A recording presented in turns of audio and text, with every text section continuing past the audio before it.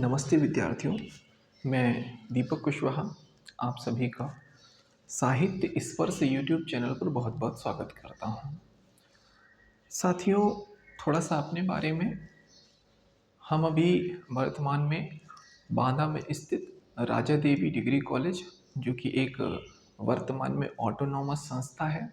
Autonomous संस्था एक ऐसी संस्था होती है जिसके पास अधिकार होता है कि वह अपने जो भी पठन पाठन से संबंधित कार्य होते हैं वह खुद से करवा सकता है। जैसे मूल्यांकन के लिए प्रश्न पत्र बनवाना, मूल्यांकन करवाना और अंक पत्र जारी करना। तो यह सारी चीज़ें अन्य कॉलेजों के लिए विश्वविद्यालय स्तर पर होती हैं, विश्वविद्यालय के मार्गदर्शन में होती हैं, और ऑटोनोमस संस्था में यह सारे अधिकार उस महाविद्यालय को स्वयं से प्राप्त हो जाते हैं, स्वयं करने के लिए मिल जाते हैं। ठीक है साथियों, तो चलिए हम यहाँ पर हिंदी विषय का अध्ययन करने के लिए उपस्थित हुए हैं।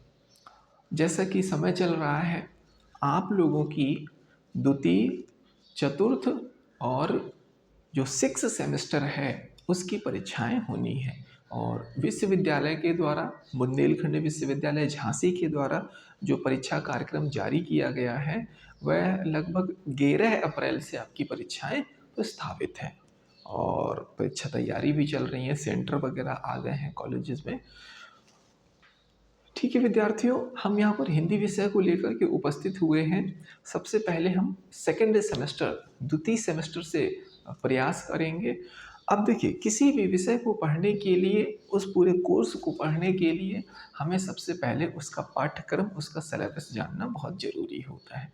ठीक है, तो हम सबसे पहले क्या करेंगे, आज की क्लास में उस पूरे हिंदी द्वितीय सेमेस्टर, हिंदी विषय और बीए द्वितीय सेमेस्टर का पाठ्यक्रम आज देखेंगे। फिर इसके तुरंत बाद जो भी पुराने वर्षों के प्रश्न पत्र हैं MCQs बेस्ड, क्योंकि इस बार द्वितीय सेमेस्टर में, चतुर्थ सेमेस्टर में और षष्ठ सेमेस्टर में जो भी आपके परीक्षा का प्रकार होता है वह होता है सब्जेक्टिव ना होकर के objective type, means OMR seat पर। ठीक है, तो उन चीज़ों को भी हम देखेंगे। अभी के लिए हम ये पढ़ते हैं, तो आप जुड़िएगा और जुड़े रहिएगा, क्योंकि इसके बाद की तुरंत अगली क्लास हम वही लेकर के आने वाले हैं, और उसकी हम तैयारी कर रहे हैं, नोट्स तैयार करवा रहे हैं। तैयार करवाना क्या, खुद ही तैयार कर रहे हैं।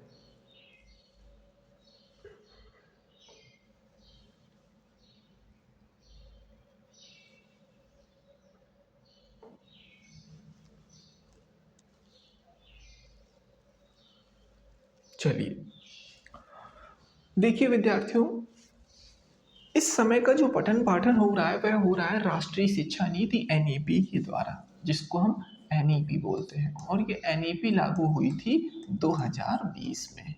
ठीक है, तब से लेकर के अब तक यही इसी निर्देशन के अनुसार आपका पठन पाठन चल रहा है। और यह जो पाठ्यक्रम है अपने बुंदेलखंड विश्वविद्यालय में लागू है, वह पाठ्यक्रम पूरे उत्तर प्रदेश भर के समस्त जो भी राज्य विश्वविद्यालय हैं, आपको पता होगा विश्वविद्यालय 2 प्रकार के होते हैं, एक केंद्रीय विश्वविद्यालय होता है, दूसरा राज्य विश्वविद्यालय होता है। इसके अतिरिक्त और भी 2 प्रकार की यूनिवर्सिटी होती हैं, जैसे डीम्ड यूनिवर्सिटी होती हैं, प्राइवेट यूनिवर्सिटी होती हैं, इस प्रकार। ठीक है, तो उत्तर प्रदेश भर में जितने भी राज्य विश्वविद्यालय हैं, स्टेट यूनिवर्सिटीज हैं, उन सभी के लिए न्यूनतम एकीकृत पाठ्यक्रम, न्यूनतम एकीकृत पाठ्यक्रम अर्थात यूनिफाइड जो सिलेबस है वह है। यहाँ पर सब यूनिवर्सिटियों ने मिलकर के निर्धारित किया है स्नातक कार्यक्रम के रूप में। ठीक है, BA के लिए। अब देखिए, कार्यक्रम और कक्षा ये BA प्रथम वर्ष के लिए है। अब प्रथम वर्ष में भी किसका सिलेबस है, ये द्वितीय सेमेस्टर का सिलेबस है। विषय हमारा हिंदी साहित्य है। अब हिंदी साहित्य में भी मूल विषय का नाम या हिंदी है, परंतु हर सेमेस्टर में जो प्रश्न पत्र का नाम है वह बदलता हुआ जाता है। जैसे आपने प्रथम सेमेस्टर में हिंदी काव्य पढ़ा था, और इस सेमेस्टर में हमारे प्रश्न पत्र का नाम क्या हो जाएगा? कार्यालय हिंदी और कंप्यूटर। देखिए यहाँ पर तो ये हिंदी में लिखा हुआ है। एक और बात आपको बताते चले, आपके प्रवेश पत्र में या आपकी स्कीम में जो भी परीक्षा कार्यक्रम आया है वहाँ पर इसको दिया गया है office Hindi and computer, OFFICE, ठीक है, ऑफिस हिंदी, ठीक, एंड कंप्यूटर।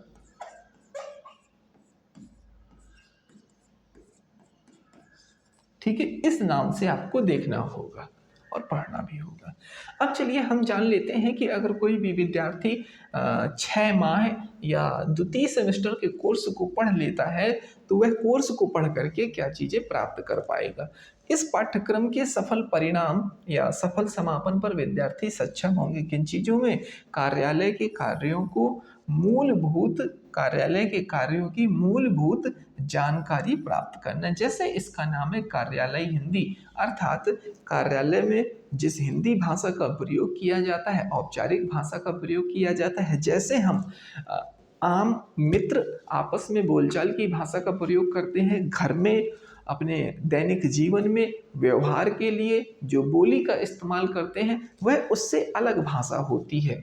इस वजह से कार्यालय हिंदी और कार्यालय में जितने भी प्रकार के काम होते हैं वह लगभग आज के दौर में सब कंप्यूटर से होते हैं। ठीक है, तो इन दोनों से जोड़ करके ही इस प्रश्न पत्र को बनाया गया है। इस पाठ्यक्रम को पढ़ने से कार्यालय के कार्यों की मूलभूत जानकारी प्राप्त करना कि कार्यालय में किस प्रकार के कार्य होते हैं। दूसरी बात, कार्यालयी कार्यों जो भी किसी भी ऑफिस में कामकाज होते हैं उनको सुगमता पूर्वक करने में सक्षम होना। अगर विद्यार्थी इस कोर्स को कर लेता है, इस पाठ्यक्रम को पढ़ लेता है तो वह कार्यालय के कार्यों को आसानी से करना सीख जाएगा। ठीक है, दूसरी चीज, कार्यालय के सारे कार्य कंप्यूटर से होते हैं तो विद्यार्थी कंप्यूटर का मूलभूत जो बेसिक नॉलेज होता है वह चलाना भी सीख जाएगा। कंप्यूटर पर हिंदी में कार्य करने में सक्षम होगा। आपको पता है कंप्यूटर का ओरिजिन इंग्लिश भाषा में हुआ और इंग्लिश भाषा के साथ साथ आज के समय में हिंदी भाषा का जानकार व्यक्ति या ऐसा व्यक्ति जो इंग्लिश भाषा बिल्कुल भी नहीं जानता है वह भी हिंदी भाषा के माध्यम से कंप्यूटर चला सकता है। ठीक है, आज आप देख रहे हैं मोबाइल, स्मार्टफोन, इंटरनेट, कंप्यूटर, हर चीजें हिंदी में संभव है। आगे देखिए, कंप्यूटर पर कार्य करने की क्षमता प्राप्त कर और रोजगार के अवसर प्राप्त करना। आपको पता है हमारी एनईपी का उद्देश्य यही है कि विद्यार्थी केवल विषय का ज्ञान प्राप्त न करें, इसके साथ साथ वह उनके विषयों को रोजगार से भी जोड़ा जाए, रोजगार उन्मुख बनाया जाए। ठीक है, ताकि विद्यार्थी पढ़ाई करने के बाद कहीं ना कहीं रोजगार प्राप्त कर सके। ठीक है, अब देखिए चलते हैं आगे। अब यहाँ से हमने देखिए हमारा जो भी पाठ्यक्रम है, कोर्स स्ट्रक्चर है आपका, वह 8 इकाइयों में विभाजित है। कितने यूनिट में? 8 यूनिट में डिवाइड है। ठीक है, अगर हम यहाँ पर बात करें तो क्वेश्चन हमारे कितने आते हैं? 75 क्वेश्चन आते हैं। ठीक है, 88 64 8 9 72, लगभग एक यूनिट से 9 क्वेश्चंस आपके एमसीक्यूज टाइप आएंगे। 9 से 10 क्वेश्चन के बीच में होना चाहिए। ठीक, तो आप समझिए कि एक इसको पढ़ करके आपके 10 क्वेश्चन तैयार होने वाले हैं। सबसे पहली यूनिट है हमारी कार्यालय हिंदी का स्वरूप, उद्देश्य और क्षेत्र। अर्थात इसका क्या अर्थ हुआ कि कार्यालय हिंदी, हम जो हिंदी पढ़ते हैं साहित्यिक हिंदी होती है, आम बोलचाल की हिंदी होती है, ऐसे ही कार्यालय हिंदी। तो मूल रूप से कार्यालय हिंदी है क्या, उसके अर्थ को जानेंगे और कार्यालय हिंदी का उद्देश्य क्या है, अर्थात इसको पढ़ना क्यों जरूरी है और इसके क्षेत्र क्या है। ठीक है, यह किस किस क्षेत्र में, क्या केवल कार्यालय में या अस्पताल में भी, या इसके अलावा हमारे जो भी जितने भी प्रकार के दफ्तर होते हैं वहां पर इस भाषा का प्रयोग होता है। तो सबसे पहला बिंदु क्या है? कार्यालय हिंदी की संकल्पना, इनके सिद्धांतों के बारे में जानेंगे, कुछ थ्योरीज के बारे में जानेंगे, उद्देश्य एवं क्षेत्र के बारे में जानेंगे कि इसको पढ़ने का उद्देश्य क्या था और यह किन किन क्षेत्रों में आती है। कार्यालय हिंदी तथा सामान्य हिंदी का संबंध, यहाँ पर हमारी जो बोलचाल की भाषा है वह सामान्य हिंदी है और कार्यालय में जो बोलचाल की भाषा प्रयोग की जाती है वो औपचारिक हिंदी। तो कहेंगे कि अगर किसी शिक्षा या हायर एजुकेशन का जो आपका कार्यालय होता है, हमने देखा है कि बच्चे क्या करते हैं, एप्लीकेशन छुट्टी के लिए या कोई काम के लिए, किसी भी कार्य के लिए एप्लीकेशन लेकर के आते हैं, तो वे क्या लिखते हैं, भले ही वो स्नातक स्तर पर आ गए हैं, वहाँ पर प्रिंसिपल ना लिख करके बच्चे क्या लिखते हैं, प्रधानाचार्य लिखते हैं। प्रधानाचार्य जो कि एक इंटर कॉलेज के स्तर तक का मानक है, और अगर हम पीजी लेवल या यूजी लेवल या हम यूँ कहें स्नातक स्तर या महाविद्यालय की बात करें तो वहाँ पर प्रधानाचार्य का जो संबोधन होता है वो किससे होता है, प्राचार्य से होता है।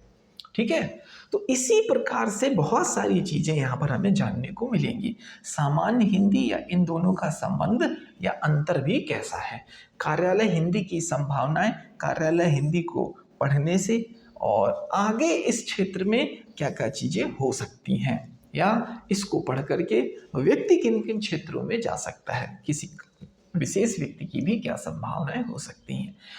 कार्यालयीय कार्यकलाप, कार्यालय में जो भी कामकाज होते हैं उनकी सामान्य जानकारी प्राप्त करना। ठीक है, पहली इकाई में आपको ये सभी बिंदु पढ़ने हैं। इसके अतिरिक्त चलिए अब हम दूसरी इकाई में चलते हैं। दूसरी इकाई का जैसा कि नाम है, कार्यालय हिंदी में प्रयुक्त पारिभाषिक शब्दावली। अब पारिभाषिक शब्दावली से क्या तात्पर्य है, जब हम किसी विशेष विषय का अध्ययन करते हैं तो उसमें हर वर्ड तो खास नहीं होता है, पर कुछ खास शब्द होते हैं, विशेष शब्द होते हैं, तो उनका कुछ एक अलग मतलब, एक डिक्शनरी, उनको एक अलग किया जाता है, उनकी परिभाषा, उनके अर्थ स्पष्ट किए जाते हैं, तो उन्हीं शब्दों को ही पारिभाषिक शब्दावली कहा जाता है। तो ऐसे ही कार्यालय हिंदी के अंतर्गत, जैसे हमने आपको प्राचार्य के बारे में बताया, ऑफिस, जैसे ऑफिस सूट होता है, ठीक है, या फाइल होता है, और फाइल में भी आवेदन है, प्रत्यावेदन है, ऐसे बहुत सारे टर्म्स होते हैं उनके बारे में। तो सबसे पहले कि कार्यालय में जिन भी शब्दों का प्रयोग किया जाता है, शब्दावली निर्माण के सिद्धांत। कोई भी शब्दावली आपको बनानी है तो उसके नियम कानून क्या होते हैं, कैसे बनता है, कैसे उसका रखरखाव किया जाता है, तो इस बारे में पढ़ना है। इसके बाद कार्यालय हिंदी की पारिभाषिक शब्दावली, शब्दावली निर्माण के सिद्धांत की, शब्दावली के निर्माण कैसे किया जाता है, उसका मानक क्या है। फिर इसके बाद जो भी हमारी कार्यालय की शब्दावली है, पारिभाषिक शब्दावली, उसको भी हम पढ़ेंगे। ठीक है, कार्यालयों, यहाँ से क्वेश्चन आते हैं सीधे सीधे। ठीक, कार्यालयों एवं अधिकारियों के नाम। किसी भी कार्यालय में, चाहे शिक्षा से जुड़ा हुआ कार्यालय हो, या आपका अस्पताल हो, या आपका परिषद से जुड़ा हुआ कार्यालय हो, या आपका लेखा विभाग से जुड़ा हुआ कार्यालय हो, किसी भी कार्यालय में अधिकारी कौन कौन से होते हैं, कितने लोग होते हैं, और उन अधिकारियों का क्या क्या नाम होता है, उनका संबोधन क्या होता है, उनको कैसे बुलाया जाता है, उनको अगर कोई लेटर लिखना है तो किस शब्द से संबोधित किया जाता है। प्रशासनिक एवं विधिक शब्दावली, जैसे प्रशासनिक कार्यालय और न्यायिक कार्यालय, वहाँ पर विधिक का अर्थ न्यायिक से होता है, वहाँ पर भी विधिक शब्दावली का प्रयोग किया जाता है। ठीक है, तो ये सारी चीज़ें, जैसे हमने आपको अभी एक उदाहरण के रूप में प्राचार्य शब्द के बारे में बताया। अब देखिए, कार्यालयी हिंदी पत्राचार। किसी भी कार्यालय का प्रमुख भाग होता है पत्राचार करना। पत्राचार अर्थात, अब अगर मूल रूप से पत्राचार का अर्थ देखा जाए तो पत्र धन आचार, आचार का अर्थ होता है आचरण अर्थात नियम कानून। पत्रों के लिए जो भी नियम कानून होते हैं, पत्र प्लस आचार, पत्रों के लिए जो भी नियम कानून होते हैं उसे हम पत्राचार कहते हैं। ठीक है। अब यहाँ पर पहले हमें देखना होगा किसी भी कार्यालय में कितने प्रकार के पत्र होते हैं, कैसे कैसे। जैसे पहला है आवेदन पत्र। आवेदन पत्र हम किसे कहते हैं? कोई भी भर्ती निकली है, विज्ञप्ति निकली है, निविदा निकली है, उसके लिए जो भी एक पत्र भरवाया जाता है या पत्र निकाला जाता है उसको हम आवेदन पत्र, एप्लीकेशन फॉर्म कहते हैं। अब यहाँ पर पारिभाषिक शब्दावली के रूप में एप्लीकेशन फॉर्म, एप्लीकेशन फॉर्म का क्या अर्थ होता है, ठीक है, इसका प्रयोग क्या है।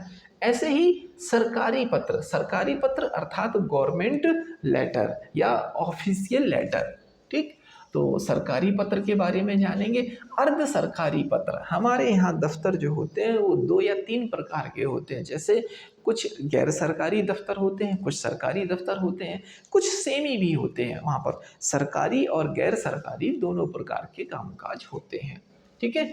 तो ऐसे ही सरकारी पत्र और अर्ध सरकारी पत्र, वही हमने बात बताया कि आधा सरकारी, आधा प्राइवेट, आधा गैर सरकारी। तो ऐसे संस्थाओं और ऐसे संस्थाओं के द्वारा लिखे गए पत्र आपस में, वो अर्ध सरकारी पत्र भी ऐसा होता है। तो इसके बारे में पढ़ना है। किसी भी कार्यालय का वहाँ के कर्मचारियों के लिए, उस कार्यालय के द्वारा सामान्य जनमानस के लिए जो भी आदेश निकाले गए, कार्यालय आदेश भी होता है।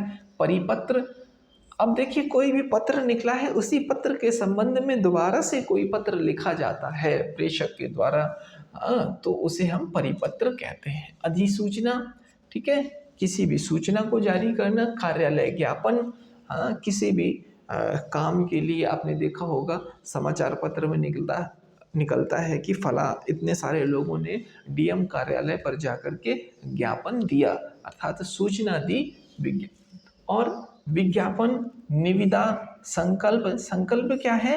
आपने एक टर्म सुना होगा MOU, ठीक है।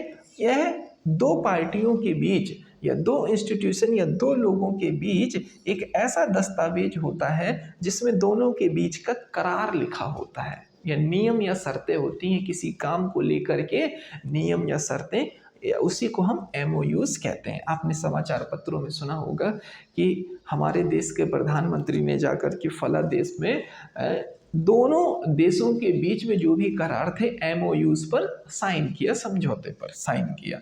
प्रेस विज्ञप्ति, ठीक है, जो भी आपका प्रेस से रिलेटेड लेटर होते हैं या आख्या होती है, सूचना होती है, इन सारी चीज़ों को आपको पढ़ना है। अब देखिए इसके अतिरिक्त जो हमारी चौथी यूनिट है वो क्या है? यह कार्यालय अगर हिंदी से जुड़ा हुआ या मीडिया से जुड़ा हुआ कार्यालय है तो वहाँ पर ये मुख्य रूप से चीज़ें होती हैं। प्रारूपण क्या है?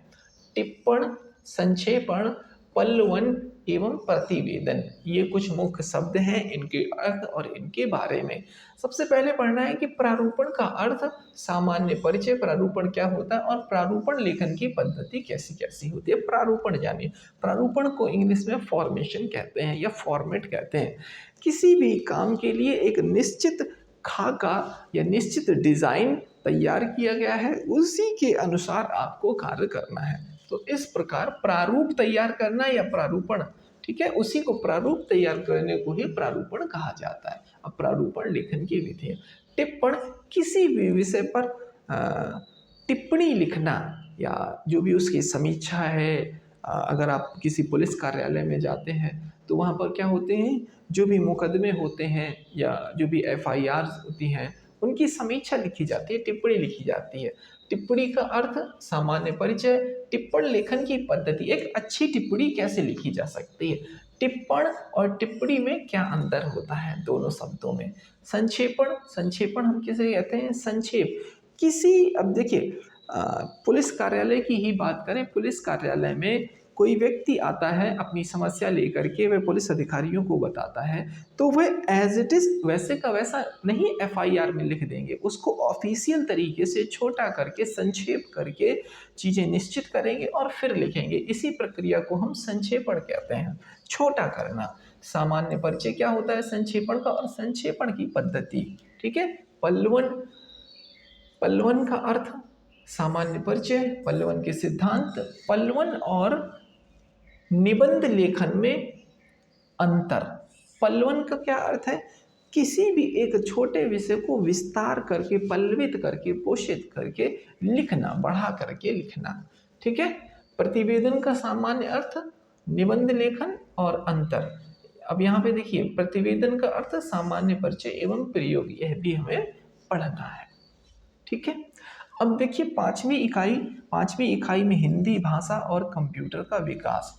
4 इकाई आपके ऑफिस हिंदी की है, ठीक, और 4 इकाई आपकी कंप्यूटर की है। तो कंप्यूटर से 40, करीब 40 के आसपास के क्वेश्चन आपके कंप्यूटर से आएंगे। ठीक। कंप्यूटर के बारे में आपको क्या क्या पढ़ना है? हिंदी भाषा और कंप्यूटर दोनों को जोड़ते हुए सबसे पहले कंप्यूटर का विकास, कि कंप्यूटर का डेवलपमेंट कब से होता है, उनकी पीढ़ियाँ, कंप्यूटर का सामान्य परिचय आपको पढ़ना है, और उसका इतिहास पढ़ना है कि कंप्यूटर को कब से खोजा गया, किन किन वैज्ञानिकों ने सबसे पहला प्रयास कौन था, उसका विकास कैसे हुआ, और वर्तमान में कंप्यूटर की क्या स्थिति है।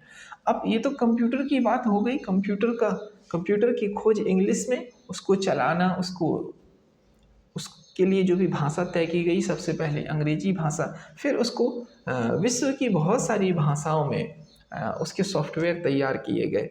अब देखिए, कंप्यूटर को इसी क्रम में भारत के लोगों के लिए कंप्यूटर मुहैया कराने के लिए, चलाने के लिए उसको हिंदी भाषा में भी विकसित किया गया। तो हिंदी भाषा और कंप्यूटर का संबंध, या यूँ कहें कि कंप्यूटर के लिए हिंदी भाषा का विकास, यह भी आपको पढ़ना है। कंप्यूटर में हिंदी का भविष्य, वर्तमान की ठीक स्थिति है, और भविष्य में हिंदी भाषा को लेकर कंप्यूटर के लिए क्या क्या प्रयास, या क्या क्या बदलाव, या क्या क्या उन्नति हो सकती है। अब देखिए, हिंदी भाषा में कंप्यूटर प्रौद्योगिकी, कंप्यूटर इंडस्ट्री। अब कंप्यूटर प्रौद्योगिकी से तात्पर्य है इंटरनेट और हिंदी। आज के समय में कंप्यूटर हार्डवेयर, सॉफ्टवेयर है, और यदि उसको इंटरनेट से नहीं जोड़ा गया है, ठीक है, इंटरनेट अपने आप में एक बहुत बड़ा नेटवर्क है। इंटरनेट और हिंदी, ठीक है। जब इंटरनेट की शुरुआत हुई थी, उसके 2-4 सालों तक भी इंटरनेट पर हिंदी में सामग्री बहुत कम मिलती थी, परंतु आज की स्थिति ऐसी नहीं है। कोई भी काम किसी भी भाषा में आपको आसानी से करने को मिल जाएगा, या पढ़ने को, किसी भी आप लेख को पढ़ना चाहते हैं, कोई भी डेटा कलेक्ट करना चाहते हैं, वह आसानी से आपकी भाषा में मिल जाता है। ठीक है। इंटरनेट और हिंदी, इंटरनेट की जो भी सुविधाएं होती हैं, उनको हिंदी भाषा में कैसे प्रयोग करें। जैसे कि एक सुविधा ईमेल की है, क्या हिंदी भाषा में भी ईमेल प्रयोग किया जा सकता है। वर्तमान में हिंदी में उपलब्ध सॉफ्टवेयर जैसे हम आपको भी यहाँ पे बताएंगे कि सॉफ्टवेयर कैसे कैसे होते हैं, सिस्टम सॉफ्टवेयर, एप्लीकेशन सॉफ्टवेयर। तो हिंदी में भी सॉफ्टवेयरों का निर्माण किया गया। कैसे कैसे सॉफ्टवेयर, हिंदी में वेबसाइटें बनाई गई। वेबसाइट, हिंदी से संबंधित विभिन्न वेबसाइटें आपको पढ़ना है। और सोशल मीडिया पर हिंदी लेखन कौशल। आज का समय सोशल मीडिया का समय है। सोशल मीडिया आज के समय में एक कह सकते हैं मीडिया अर्थात पत्रकारिता के रूप में स्थापित हुई है। कोई भी समाचार है, कोई भी सूचना है, आम जनमानस तक फैलानी हो तो सोशल मीडिया के माध्यम से, ठीक है। और आगे चल के देखिएगा विद्यार्थियों, हमें भी प्रयोग करना होगा अपने इस पठन पाठन को विस्तार देने के लिए। और वहाँ पर सोशल मीडिया पर हिंदी लेखन, जैसे फेसबुक में आप हिंदी कैसे प्रयोग कर सकते हैं, ट्विटर वगैरह पे, और इंस्टाग्राम भी चलता है, तो इन सारी चीज़ों पर आप हिंदी भाषा का प्रयोग कैसे कर सकते हैं। अब बात आती है 7वीं इकाई में हिंदी भाषा और ई शिक्षण। ई शिक्षण से क्या तात्पर्य है? ई अर्थात इलेक्ट्रॉनिक, शिक्षण टीचिंग। आज के समय यह जो माध्यम है कि इलेक्ट्रॉनिक विधियों के द्वारा, इलेक्ट्रॉनिक गैजेट के द्वारा जो भी हम पठन पाठन करते हैं, पढ़ाई लिखाई अध्ययन करते हैं, उसे ही ई शिक्षण कहते हैं। आप कंप्यूटर के द्वारा, इंटरनेट के द्वारा, अपने मोबाइल, टेलीविज़न, स्मार्टफोन, टैबलेट के द्वारा पढ़ाई करते हैं, उसे ही ई शिक्षण कहा जाता है। घर बैठे दूर दुनिया के किसी भी अध्यापक से पढ़ना। इंटरनेट पर उपलब्ध पत्र पत्रिकाएं, इंटरनेट पर कौन कौन सी पत्र पत्रिकाएं उपलब्ध हैं हिंदी भाषा के लिए, अंग्रेजी भाषा के लिए, कुछ फ्री हैं, कुछ पेड हैं, कैसी कैसी पत्रिकाएं किस किस विषय की हैं, कहाँ से छपती हैं, इंटरनेट पर आती हैं, ठीक है, इनके बारे में जानना। इंटरनेट पर उपलब्ध दृश्य और श्रव्य सामग्री, दृश्य और श्रव्य, ऑडियो और वीडियो, ठीक है। ऑडियो अर्थात ऐसी सामग्री जो हम केवल सुन सकते हैं, जैसे MP3, गाने, समाचार पत्र, ठीक है। और श्रव्य सामग्री, ऑडियो सामग्री, दृश्य वीडियो सामग्री, ठीक है, तो जिसे हम देख भी सकते हैं। ऐसे ही हिंदी में इंग्लिश में एक होता है ब्लॉग। ब्लॉग क्या चीज़ है, हिंदी भाषा में भी लिखा जाता है आज के समय में। तो अपने भारत के कुछ बहुत अच्छे हिंदी के ब्लॉगर फेसबुक पेज, ई पुस्तकालय सामग्री, आपने देखा होगा आपके महाविद्यालय की लाइब्रेरी या आपके डिस्ट्रिक्ट लाइब्रेरी जिला की, या और भी आज के समय में लाइब्रेरियों का चलन तो काफ़ी बढ़ा है, ठीक है। तो क्या इंटरनेट पर भी कोई लाइब्रेरी होती है? इंटरनेट के माध्यम से क्या हम पुस्तकों को प्राप्त कर सकते हैं, ले सकते हैं, पढ़ सकते हैं? ऐसी सुविधा है, उसे भी हमें पढ़ना है। सरकारी तथा गैर सरकारी चैनल, ठीक है, सरकार के द्वारा बहुत सारे शिक्षण के लिए, एजुकेशन के लिए प्रयास किए गए, तो किसके द्वारा? यूट्यूब चैनलों के द्वारा, टीवी चैनलों के द्वारा। आपने देखा होगा ई विद्या करके जो भी D2H सर्विस है, DTH सर्विस है, डायरेक्ट टू होम सर्विस, इसमें लेकर के आपका स्वयं और स्वयं प्रभा करीब 100 चैनल के आसपास पढ़ाई लिखाई के लिए निर्धारित किए गए हैं, जैसे ज्ञान दर्शन है, CEC है, CEC के द्वारा, EPG पाठशाला के द्वारा, ई पाठशाला है, स्वयं है, मूक्स है। ये सभी चैनल हैं, प्लेटफॉर्म है, जिनके द्वारा सरकारी और गैर सरकारी माध्यम से आप ई शिक्षण प्राप्त कर सकते हैं। पॉडकास्ट एक टर्म होता है, आभासी कक्षाएं, वर्चुअल क्लासरूम, ठीक है। वर्चुअल क्लासरूम अर्थात आप इंटरनेट के माध्यम से कंप्यूटर पर बैठ करके ऐसा आपको अनुभव प्राप्त होगा कि हम किसी एक क्लासरूम में ही बैठे हुए हैं। वही सारी सुविधाएं जो क्लासरूम में होती हैं, टीचर से पर्सनली इंटरेक्ट करना, क्वेश्चन पूछना, जवाब प्राप्त करना, ये सारी चीज़ें। देखिए अंतिम जो इकाई है उसमें क्या पढ़ना है? हिंदी कंप्यूटर टंकण एवं शॉर्ट हैंड का सैद्धांतिक पक्ष। टंकण टाइपिंग, शॉर्ट हैंड का सैद्धांतिक पक्ष और हिंदी साहित्य में शोध। यहाँ पर शोध के बारे में भी थोड़ी बहुत बातचीत की गई है। सबसे पहले हिंदी टंकण टाइपिंग के लिए, टाइपिंग का क्या? टाइपिंग करने के लिए हमें फ़ॉन्ट की आवश्यकता होती है। अब फ़ॉन्ट क्या है? फ़ॉन्ट जो भी आपके लिखने का तरीका है, जो भी आपकी वर्तनी है, जो भी आपके अक्षर हैं, जो भी वर्ण हैं, उनके लिखने का तरीका। तो आज के समय में बहुत सारे फ़ॉन्ट बनाए गए हैं, ठीक है। तो उन फ़ॉन्टों के बारे में जानकारी प्राप्त करेंगे कि कैसे कैसे फ़ॉन्ट होते हैं। जैसे हिंदी के लिए कुछ हम फ़ॉन्ट बताएं आपको, चाणक्य है, मंगल है, कोकिला है। ये कैसे फ़ॉन्ट है? ये सभी देवनागरी लिपि के फ़ॉन्ट हैं। यूनिकोड फ़ॉन्ट क्या होता है? आज के समय में स्पीच टू टेक्स्ट प्रौद्योगिकी, स्पीच टू टेक्स्ट एक ऐसा सॉफ्टवेयर है, ऐसा टूल है जिसकी मदद से आप क्या कर सकते हैं? बोल सकते हैं। आपके मोबाइल में होता है, आपको कोई भी चीज़ टाइप करनी है, आपको हाथ से उंगलियों से टाइप करने की आवश्यकता नहीं है। आप क्या कीजिए, केवल अपने मुंह से उन शब्दों को बोल दीजिए, कंप्यूटर या स्मार्टफोन आपको अपने आप से टाइप करके दे देगा, ठीक है। तो चीज़ें आज के समय में इतनी अपडेटेड हो चुकी हैं, एडवांस हो चुकी हैं। तो ये एक सर्विस होती है स्पीच टू टेक्स्ट प्रौद्योगिकी। ऐसे ही एक और टूल होता है जो भी लिखा हुआ होता है, वह सब कुछ स्मार्टफोन बोल करके आपको बताता है। उसको बोलते हैं टेक्स्ट टू स्पीच आउट, ठीक है। स्पीच टू टेक्स्ट होता है ये, और वो और इसी में एक और टर्म आता है वॉइस टाइपिंग का, ठीक। हिंदी PPT स्लाइड एवं पोस्टर निर्माण। पोस्टर निर्माण हम कैसे कर सकते हैं, और PPT स्लाइड अपने पढ़ने के लिए, अपने काम के लिए कैसे बना सकते हैं? यूनिकोड के बारे में।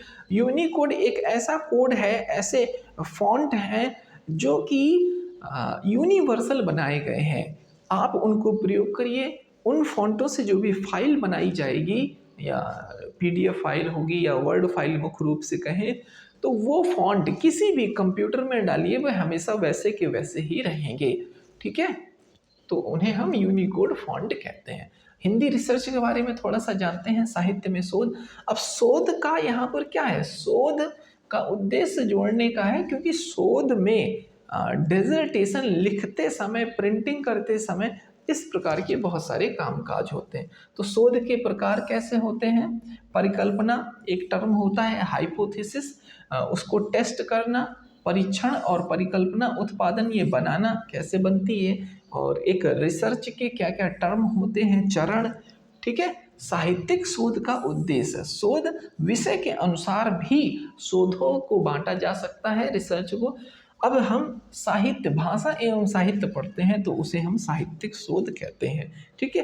जैसे वैज्ञानिक शोध हो गया, सामाजिक शोध हो गया, समाजशास्त्र विषय के अंतर्गत जो शोध किए जाते हैं उन्हें हम सामाजिक शोध कहते हैं। विज्ञान विषय के अंतर्गत जो भी रिसर्च की जाती हैं उन्हें हम वैज्ञानिक रिसर्च, वैज्ञानिक शोध कहते हैं, ठीक है। तो ये सारे टॉपिक आपको पढ़ने हैं, यहाँ से भी आपके लगभग 8 से 10 क्वेश्चन आपको परीक्षा में मिलेंगे। अब आगे के लिए हम क्या करने वाले हैं, जो पिछले सत्र का 2024-25 का जो PYQ हुआ था उसके हम क्वेश्चन तैयार कर रहे हैं। अब अगला वीडियो उसी पर होगा, ठीक है।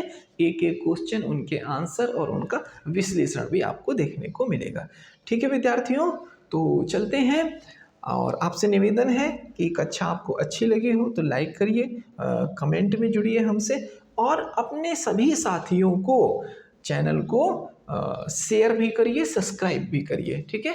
और ठीक है, अब हम लोग मिलेंगे कल। देखिए अभी आज ये स्टार्टिंग है, आपसे निवेदन है कि हमारे साथ आइए और एक अच्छा माहौल, अच्छा इन्वायरमेंट तैयार किया जाए, ठीक है विद्यार्थियों। तो मिलते हैं अगली कक्षा में। नमस्कार, धन्यवाद।